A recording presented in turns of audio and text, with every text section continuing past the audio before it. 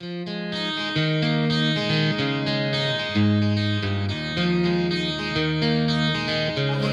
do we start? We're in the beginnings of a capital campaign for a new building. We need a bigger one because we can't do anything in this one. We have everything stacked on top of each other. Our building is woefully inadequate. It just is broken. This is our storage racks. This is all we do have. We got a little bit on the other side, and we're plumb full. It's just a mess. We can't even rotate it because we get stuff stuck behind something that might be there for a month before we realize it's still back there. We have no place to really store any truckloads of anything that comes in here. We refuse food every day that we can use in the 9 jurisdictions that we serve. And trucks are coming in every day. We're trying to unload this stuff. We can barely get forklifts up and down our aisles and into the building. Just the other day we refused a trailer truckload of chicken, which is a 53-foot trailer, because I had no place to put it. You can really jeopardize your donation system if you don't accept donations when they're made available. When you turn down donations, if folks look for other opportunities. One of the advantages in here, we can receive more trucks. We have much more freezer space. You're going to see that we've got 532 rack spaces in the freezer alone, plus a 36-degree refrigerator, and we have a 232 spaces temperature room in different produces.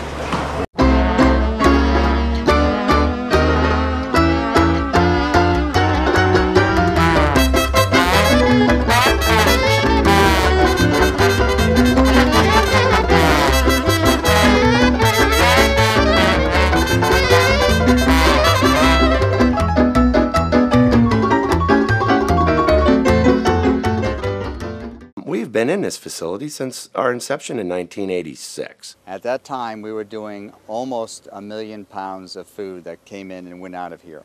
Now we're doing over 8 million pounds of food, and it's woefully inadequate.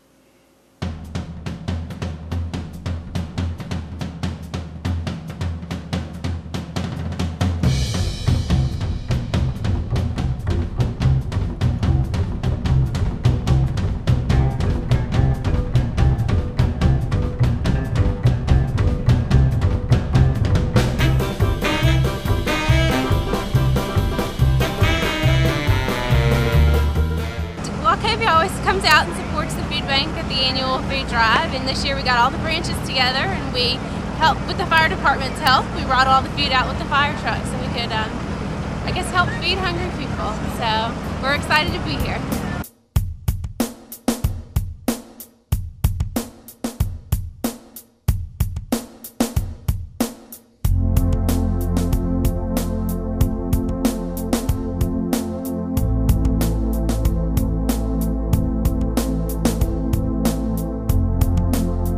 Who likes ham? See, raise your hands. Who likes ham? Alright? Who likes hot dogs?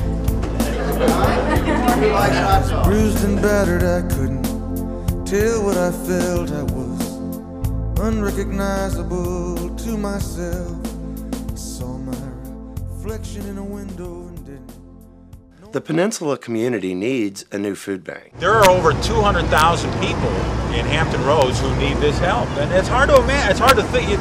Well, and it's not homeless people that we're talking about. It's not people who are receiving public assistance right now. It's the people that kind of fall in between. They don't qualify for public assistance, but it's maybe the single mom who's working the full-time job, who is trying to make ends meet, and it's just barely getting through. It's great that we're able to help you, the kids. You're the future. And you need to be able to have a nutritious meal so that you're able to do your homework and to do well in school. It hits your heart to see these kids and to understand the realities of the backgrounds, that difficult environments that they live in, and to be able to make a difference to ensure that they receive the type of food that they do in the Kids Cafe. There was a story one time shared by Senator George McGovern. He said he was watching a story, and it was a 60 Minutes report story in the late 60s. And he went to this schoolhouse in rural Mississippi, and it was lunchtime. He noticed a strange thing. Around the wall, there were children lined up around the wall. There were also children sitting there eating their lunch, as they should. It was lunchtime. And this reporter thought, this is a strange thing. What's going on? So he walked to this little boy, stand up against the wall, and he said, son, what's going on here? He said, well, it's lunchtime. I didn't have enough money for food. I couldn't afford food. Couldn't bring food from home because we didn't have any food to bring. But we had to be in the cafeteria. He said, wow.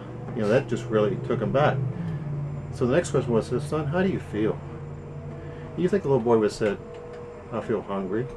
I wish I had enough money for food. The little boy said he felt ashamed. He was ashamed that he didn't have money for food. That he didn't have enough food at home to bring.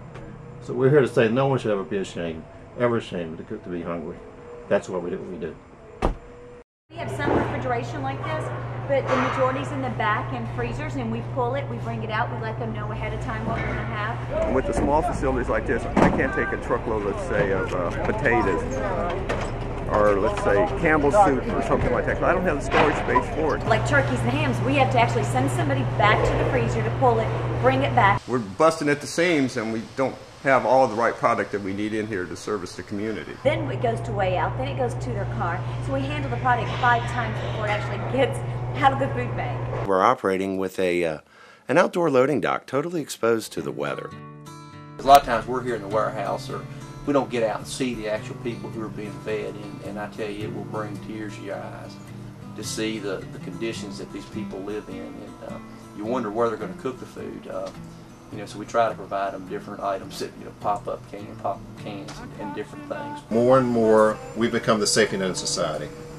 We've become that organization in which the majority of people living at or below the poverty line in the country are depending on food pantries, soup kitchens. They don't have access to a bath or food or anything. And, you know, you feel like just bring them into your own home. I'm working here because I know I'm doing a good thing. There are so many hungry people out there, especially single moms, and I know we're helping somebody. That gives you a good feeling. It's worth coming to work, and you can leave here feeling good about yourself, knowing that, you know, you have the ability to make a living helping people. I mean, that just doesn't happen too often. Not a lot of people in this world can say that. And it really does make me feel good. That's why I keep coming back. Hopefully the work that I'm doing here is reaching out into the community and helping a mother or a father help with their children. We're in this together. We're one community. And a community is only as strong or as good as its weakest link. What we need is about a 40,000 square foot building with no pillars and holding the roof up. Something where it's very square. We can bring forklifts in, we can store it with the forklifts. Now when we get produce in, we have to give it out within 2 or 3 days. But if you have a cooler, we can put it in there, it'll lifespan will be a lot longer. We could be doing about 16 million pounds of food out of a building that size. We can have more product, better variety of product, and more nutritious product with a bigger food bank. We'll be able to reach probably 2 or 3 times more people. And we'll be able to serve our public and our affiliates better with the right type of food that they need. It's our community. We can do better.